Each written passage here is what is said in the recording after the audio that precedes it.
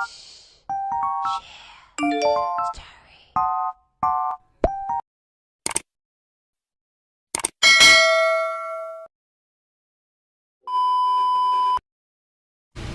guys, good morning. It's Wednesday and it's our day 2 here at Ormoc City. So, before anything else guys, nag-prepare muna kami kasi nga pupunta kami ngayon sa office sa Ormoc.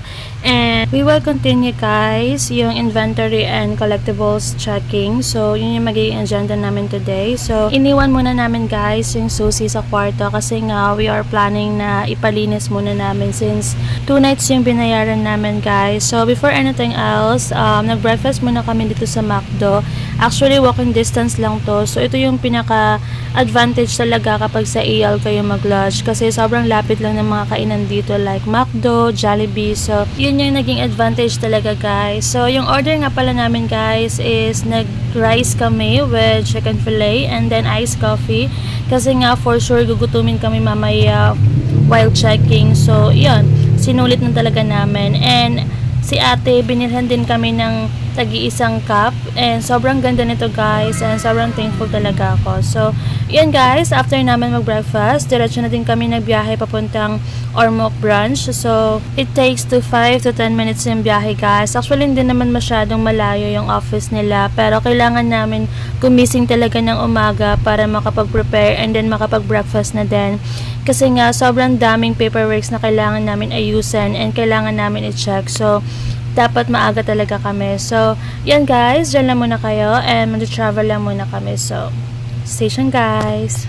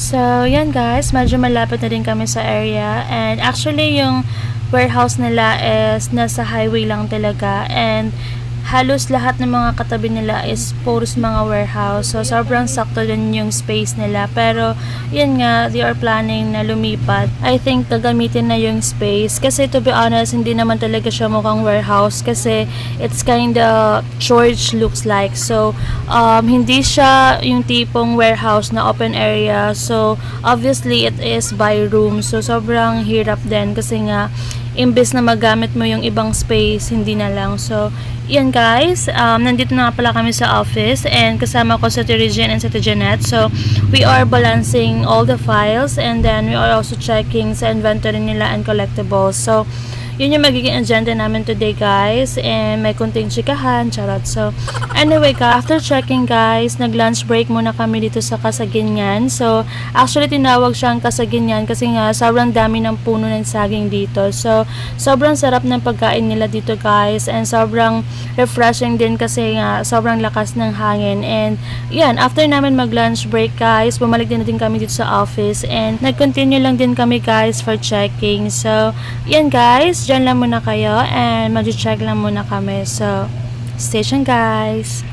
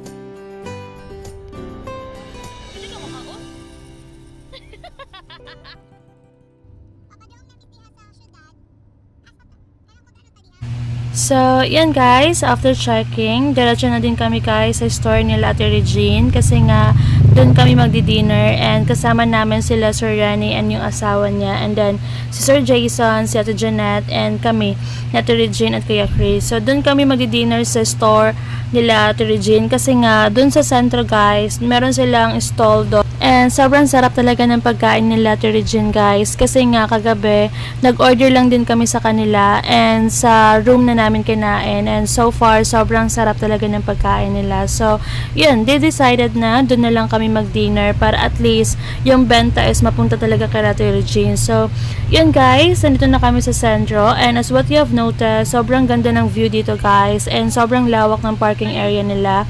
So, actually guys, yung sentro na tinatawag nila is maraming mga food stall doon na iba't ibang klaseng pagkain na pwede mong pagpipilian. And, yan, samahan nyo kami guys na pumasok na sa sentro. So, let's go guys!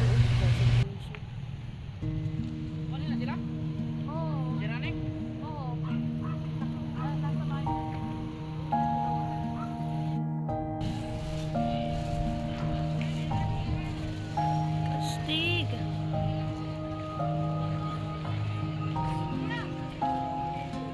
Hay man dapat iyo, Ate Reg.